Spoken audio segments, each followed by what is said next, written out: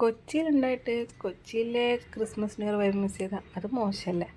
അതുകൊണ്ട് തന്നെ ഞങ്ങളും വിട്ടു ഫോർട്ട് കൊച്ചിക്ക്.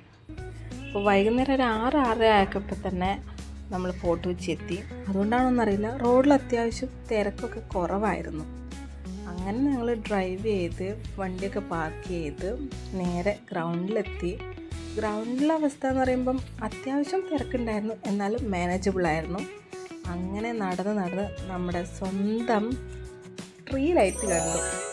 ആദ്യം കുറച്ച് നേരം ഇതുപോലെ ദൂരത്ത് നിന്ന് അതിൻ്റെ ഭംഗി ആസ്വദിച്ചു. പിന്നെ അത് കഴിഞ്ഞ് നമ്മൾ കുറച്ചുകൂടെ അടുത്ത് പോയി അതിൻ്റെ ഭംഗി ആസ്വദിച്ചു. പിന്നെ മാക്സിമം താഴെ എത്തി അതിൻ്റെ ഭംഗി ഇങ്ങനെ നോക്കിക്കൊണ്ടിരുന്നു. പക്ഷേ ഇതിങ്ങനെ അഴിച്ചെടുക്കുന്നല്ല വെച്ചാൽ കുറച്ചൊരു ടെൻഷനായിട്ടോ.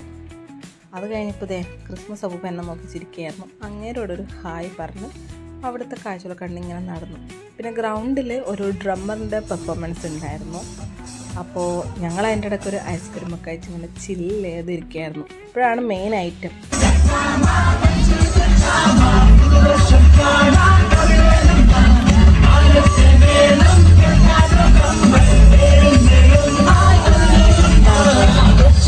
പിന്നെ അവിടുത്തായിട്ട് തന്നെ ഷൈനി ചെയ്തിട്ട് പുതിയ മൂവി പ്രൊഫഷനിലൊക്കെ ആയിട്ട് ഒരു പരിപാടിയൊക്കെ ഉണ്ടായിരുന്നു. അതും ഞങ്ങളിങ്ങനെ നോക്കി നിന്നു.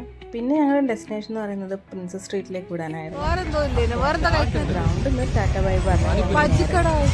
പിന്നെ ലൈറ്റ് കാണുന്ന എല്ലാ സ്ഥലത്തും ഞങ്ങൾ ഇറങ്ങി ഫോട്ടോസും വീഡിയോസും ഒക്കെ എടുക്കുന്നുണ്ടായിരുന്നു.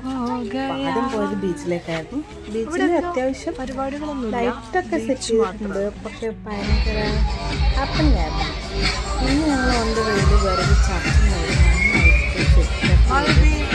ലൈറ്റൊക്കെ വെച്ച് കണ്ടപ്പോൾ അവിടെ ഇറങ്ങി അതിൻ്റെ ഭംഗി